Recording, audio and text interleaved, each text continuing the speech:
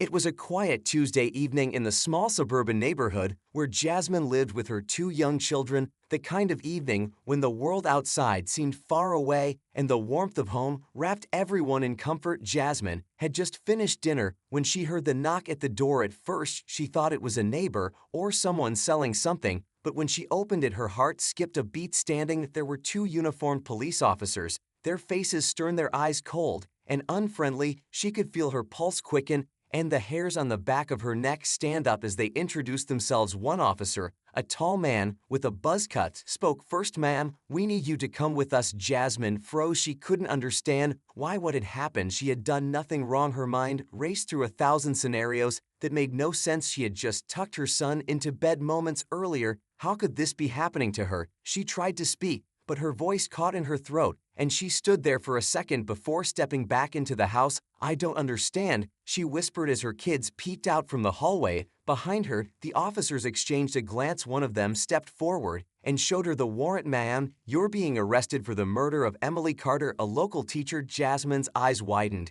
and her heart sank. Emily Carter was a woman she had known for years. She had been a teacher at her son's school. She had seen her at PTA meetings and parent-teacher conferences. How could she be connected to this? She tried to speak, but no words came out. The officers grabbed her arms gently but firmly, pulling her out of the doorway. Jasmine's mind raced, her thoughts scattered like leaves in a storm. How could they be arresting her for murder? She barely knew Emily and had no reason to harm anyone. The officers didn't explain further as they guided her down the steps of her front porch. Jasmine's mind was spinning. She kept telling herself it was a mistake, that someone would explain, it was all just a misunderstanding. But her legs felt heavy, like she was walking in a dream, too unreal to be real. Her kids were crying behind her. Her son tugged at the sleeve of her shirt. "Mom, please don't go." "What's going on?" Jasmine's heart broke at the sound of his voice. She turned to look at him and saw the terror in his eyes. It was as if the world had just shattered around him, and there was nothing she could do to fix it. She wanted to hold him, tell him it would all be okay, but the officers were too quick, dragging her further from the house. Each step further from her children felt like a piece of her was being torn away. Her only thought was how she would be able to explain this to them later. What would they say at school? What would people think as they put her in the back of the police car? The door slammed shut with a force that echoed in the empty street. Jasmine could hear her son's cries fade into the distance as the car drove away, taking her to a nightmare she couldn't yet understand. The courtroom was cold and sterile, the air thick with tension. Jasmine could feel the weight of 1,000 eyes on her, but her mind was elsewhere, her thoughts scattered in a blur. As the trial began, she couldn't focus on the legal jargon or the words being spoken by the prosecutor. All she could hear were the muffled cries of her children, echoing in her head, their faces etched into her memory. She could see their wide eyes as they had been dragged from their home that night, and all she wanted was to be with them, to hold them and tell them it would be okay. But instead, she was here in this room, surrounded by strangers, some of them whispering, some of them watching with cold indifference. The judge sat high on his platform, looking down at her like she was nothing more than another name on a list of cases. Jasmine had seen the way he looked at her from the moment she entered the room. His eyes had lingered for a second too long, his expression unreadable, but somehow full of judgment. He had a reputation in the local legal community, a reputation for being tough, but also for being fair. She had heard whispers about his past decisions and how he had always been known to rule without bias. But there was something in the way he looked at her that made her stomach churn, something that made her feel small and insignificant. And she was right to feel that way from the start. Judge Harrow was not fair, and he was not impartial from the very beginning. His words cut deeper than any prison sentence ever could. As he addressed the court, his tone was sharp and dismissive. Jasmine felt as though she had already been found guilty before the trial had even begun. She could feel the sting of his words as he referred to her background, as though it were a reason for her guilt, like the color of her skin made her a suspect. The prosecutor made their case, painting a picture of a woman desperate enough to commit murder, but Jasmine knew none of it was true. Every word was a lie. It was all based on rumors and false assumptions. The prosecution had no real evidence, no motive, no reason for her to have done what they accused her of, yet the judge didn't seem to care. He let them go on, and whenever her lawyer objected, it was overruled, dismissed. Without so much as a second thought, Jasmine watched helplessly as the trial unfolded around her. Her defense seemed weak compared to the power of the prosecutor, and the biased eye of the judge, she couldn't believe how quickly everything was turning against her. There was no room for her truth in this courtroom, only the narrative they had created of a woman who didn't belong here. She tried to stay strong, but with every passing minute, she felt more and more like a prisoner of something far bigger than herself. She was caught in the system, a system that didn't care to see her as a person, only as a stereotype, something to be judged and discarded. Jasmine couldn't help but wonder if anyone in this room saw her as a mother, a person who loved her children and wanted nothing more than to get home to them,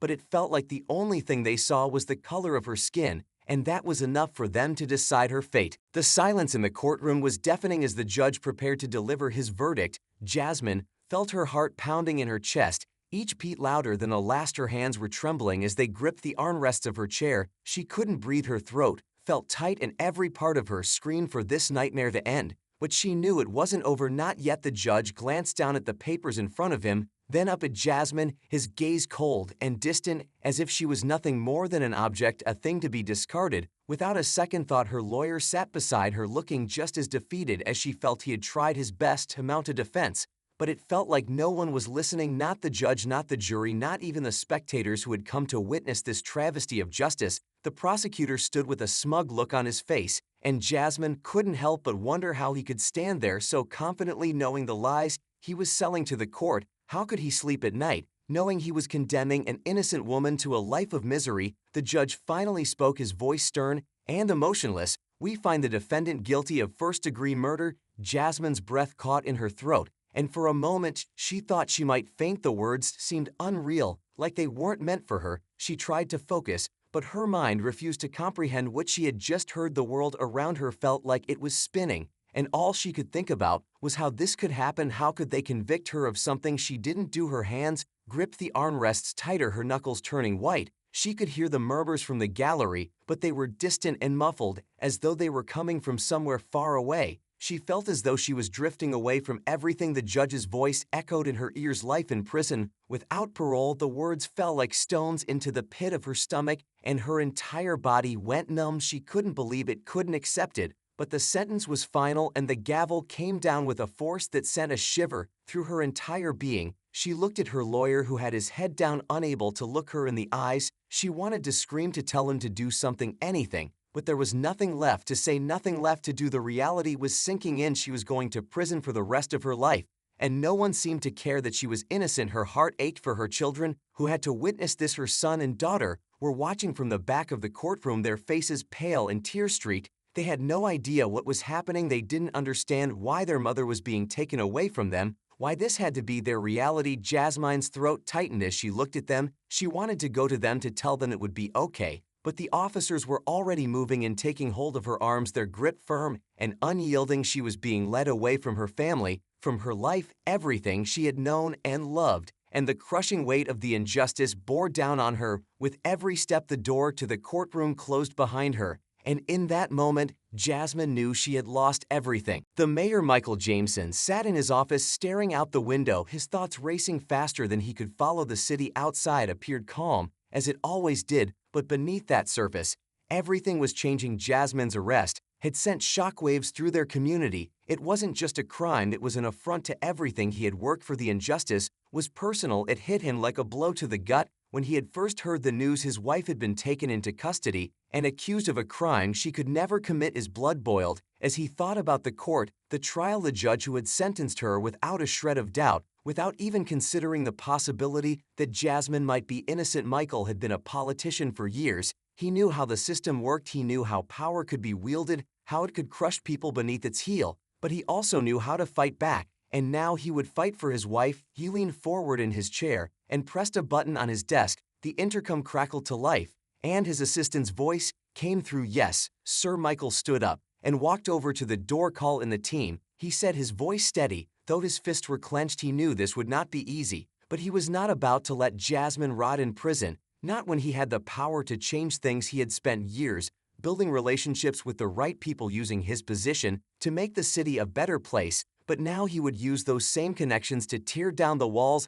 that had imprisoned his wife. As he gathered his team of lawyers and investigators, Michael kept his emotions in check, But inside he was seething. He couldn't fathom how a man like Judge Harrow could make such a reckless decision. The judge was known for his strict policies, but this felt different. It felt like something deeper, like there was an agenda behind the scenes that Michael wasn't seeing. Yet he couldn't let that stop him. He needed to act fast before the momentum of the case completely crushed Jasmine's chances. He spent the next few days reviewing every detail of the case, every piece of evidence the prosecution had brought forth, and every action taken by the defense. Nothing made sense. Jasmine had no history of violence, no motive, no reason to harm anyone, especially not Emily Carter, the woman she had been accused of killing. The more Michael dug, the more suspicious everything seemed. The trial had been rushed. The judge had been dismissive of Jasmine's alibi, and the evidence that could have exonerated her had been ignored. It was as if someone had already decided her fate before she had even set foot in the courtroom. Michael's suspicions grew stronger with each new piece of information, and he couldn't shake the feeling that something much darker was at play here. He was no fool. He knew there were people who would stop at nothing to see Jasmine behind bars, people who might have used their influence to ensure the case went the way it did. But he wasn't about to let them win. Not while his wife sat in a prison cell for a crime she didn't commit. He gathered his team once again and laid out a plan. It was time to take down Judge Harrow and anyone else who had conspired to keep Jasmine locked away. It wouldn't be easy, but Michael was ready to play the long game, and he would use every ounce of his power to make sure the truth came to light. Michael wasted no time. As soon as he had a plan in place, he began reaching out to key allies within the legal community, friends who owed him favors from years of working side by side in City Hall. He knew it wasn't enough to just get a few lawyers on board. He needed the right people, the ones who could dig into the deeper parts of the case, the ones who weren't afraid to challenge the system itself. First, he met with his top legal advisor, a sharp and experienced attorney named Diane who had worked with him on several high-profile cases. She had a reputation for being relentless, and Michael knew she was the one to help him dismantle the flawed trial. She listened carefully as Michael laid out the details of the case,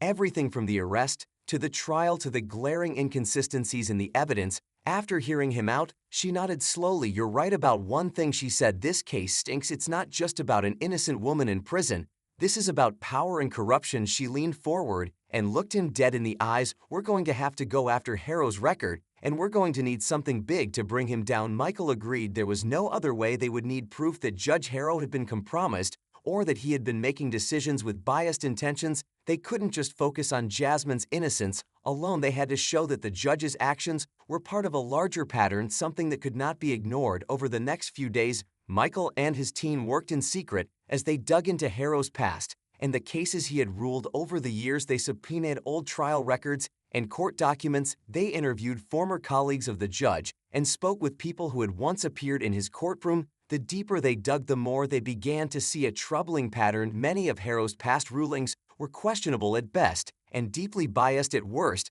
There was evidence of cases where he had ruled against minority defendants with no clear explanation for his decisions, and some of his rulings seemed to favor local law enforcement or political figures who held influence over his career. As they pieced together this disturbing evidence, Michael knew they had the makings of a bombshell. They had the truth now. It was a matter of how to expose it without putting Jasmine in more danger, without making things worse than they already were. Michael called for a meeting with his closest allies, and Diane presented their findings. "Harrow's record is riddled with bias and possible corruption," she said, "but we need a way to make this public. We need something that will force people to listen." Michael looked at her and thought for a moment. He knew what they had to do. They would take this to the press and force the media to cover it, expose the judge's pattern of corruption and bias. But they needed to time it right. They couldn't afford to let the public backlash against Harrow turn into a distraction. They had to make sure the focus stayed on Jasmine's case, that the story of her wrongful conviction stayed in the spotlight. They would have to play it like a chess game, carefully and methodically. Michael was prepared to sacrifice everything to make sure Jasmine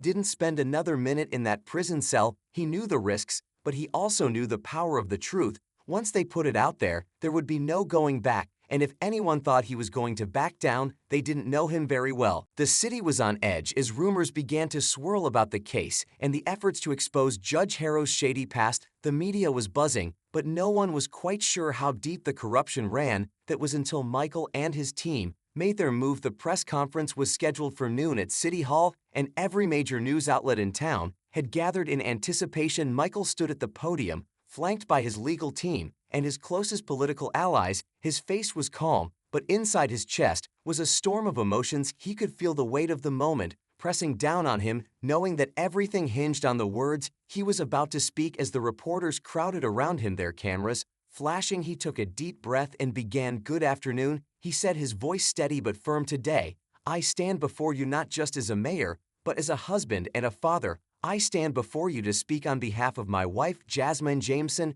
who has been wrongfully convicted of a crime she did not commit." The room fell silent as his words sank and every eye was on him, and for a moment it felt as though time had stopped. Michael continued, "The case against my wife has been marred by bias and injustice, and today we are here to expose the truth." The judge in this case, Judge Harrow, has a long history of questionable rulings, biased decisions, and a pattern of favoritism that has gone unchecked for far too long. The press went wild as Michael dropped the bombshell on live television. Their questions came fast and furious, but Michael stood his ground, calmly pointing out specific cases from Harrow's past where his rulings had seemed more than just questionable, where they had been blatantly discriminatory and corrupt. They were uncovering a web of favoritism toward law enforcement and political figures who had helped cement his position as a powerful player in the city. The crowd erupted in disbelief and anger as the evidence was laid bare. The judge had been using his position to manipulate the system for his own benefit,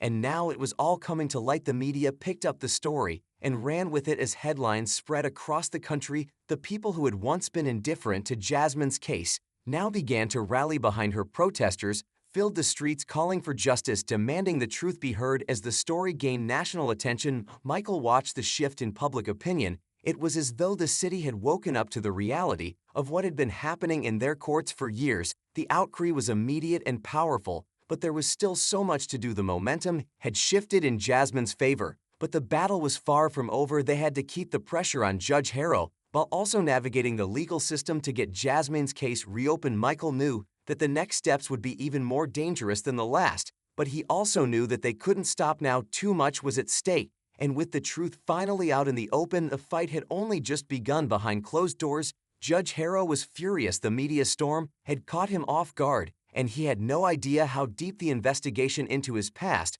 went. He had always thought himself untouchable. His influence in the city had been absolute, but now cracks were beginning to show, cracks that he knew would lead to his downfall if he didn't act fast. Michael's plan was working, but it was only a matter of time before Harrow would try to retaliate, and when that time came, Michael would be ready. As the media storm continued to build pressure on Judge Harrow, Michael knew that the time for legal maneuvering was drawing close. The first wave of public outrage had given them momentum, but now they had to act fast before the system closed ranks around the judge and his supporters. Jasmine's case was far from over. It had become more than just about her innocence. It had become a fight against a deeply entrenched system of corruption. Michael knew that while the public was demanding justice, the courts were a different battlefield altogether. The appeal process was slow and deliberate, and he had to be prepared for every obstacle that would be thrown their way. But he was determined to push through. The cracks were widening, and it was now or never. He called his legal team together in a secure location to lay out the next steps. Diane had already arranged for a new team of investigators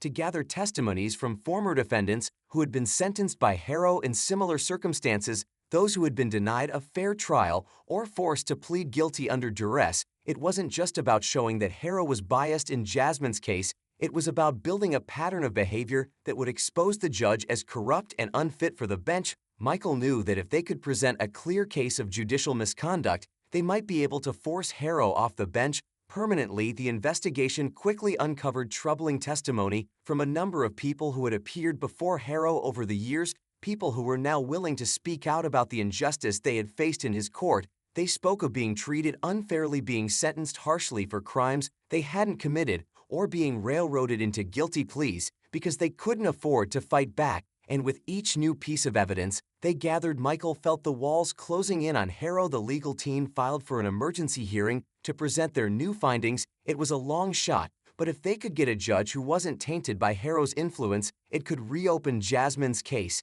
and force the authorities to take a closer look at the systemic flaws that had allowed him to operate unchecked for so long. Meanwhile, Harrow was reeling. His arrogance had been shattered by the media blitz, and the tide of public opinion that now turned against him But his pride refused to let him back down. He began to circle his wagons, calling in favors from powerful figures in the city and beyond. He tried to discredit Jasmine's legal team and dismiss their evidence as fabricated, but it was too late. The truth was out, and once it was out, it couldn't be taken back. The battle had shifted now to the courtroom. The legal fight would be fierce. Michael knew the stakes had never been higher, not just for Jasmine's freedom, but for the future of the city and the integrity of its justice system. The pressure on Harrow was mounting with every passing day, and Michael's team was gaining ground, but Harrow still had powerful allies in the city and beyond. He wasn't about to let his reputation go down without a fight, but Michael wasn't about to back down. Either he would push every legal and political button to get Jasmine out and expose Harrow for the corrupt judge. He was every day the fight grew more intense. But Michael had something Harrow didn't. He had the truth, and in the end that was the weapon that would win. The courtroom was filled with anticipation as Michael and his legal team stood at the front waiting for the hearing to begin. Jasmine's fate hung in the balance, and every minute that passed felt like an eternity for her family and supporters outside the building. The city had become a battleground. People had rallied behind Jasmine's innocence and were now demanding justice in the streets, but inside the courtroom, it was a different fight, one fought with legal briefs and cross-examinations. And with every word spoken, the tension grew thicker. Michael stood beside his legal team as they presented their findings piece by piece, showing the judge's long history of bias and questionable rulings. They laid out the testimonies from former defendants who had faced injustice in Harrow's courtroom and the mounting evidence of corruption that had allowed him to continue his reign unchallenged. As the evidence was presented, Harrow sat at the bench, his face a mask of cold indifference. But Michael could see the anger behind his eyes. He knew the judge felt the walls closing in, and he wasn't going to let this go quietly. Harrow's lawyers tried to discredit the evidence, claiming that it was all circumstantial and that Jasmine's case was still sound. But every time they opened their mouths, the truth seemed to shine brighter. The judge's own record worked against him, and with each passing moment, it became clearer that this was not just about one case anymore. This was about cleaning up the entire system. The judge finally spoke, and his words sent a shockwave through the room. I have reviewed the evidence presented today, and while I do not take these matters lightly, I find that there is sufficient grounds to reopen the case of Jasmine Jameson. The courtroom erupted in murmurs as Michael's heart skipped a beat. He had known it was possible, but to hear those words spoken aloud made it feel real at last. The fight was far from over, but this was the breakthrough they had been waiting for. The judge called for a new trial for Jasmine and ordered her release on bail pending further legal proceedings. As the news spread outside the courthouse, a cheer went up from the crowd. Protesters, who had gathered for days in front of the building, erupted in joy. The sound of their chants echoed down the street, and for the first time in what felt like forever, Jasmine's family had hope again. But even as they celebrated, Michael knew that this was just the beginning. Judge Harrow had not been defeated, yet he still had powerful allies, and he would do everything in his power to make sure Jasmine never saw the light of day again. Michael's victory in court was only the first step in a long journey, and while they had the momentum now, he knew there would be more battles to come. The next trial would be fierce, but Jasmine's innocence was undeniable, and Michael would make sure that no matter how hard Harrow fought, he would never again have the chance to destroy another life. He would bring down every stone that had been left unturned until the truth was the only thing left standing. Jasmine was free for now, but the real fight for justice was just beginning, and Michael knew he would fight it with everything he had.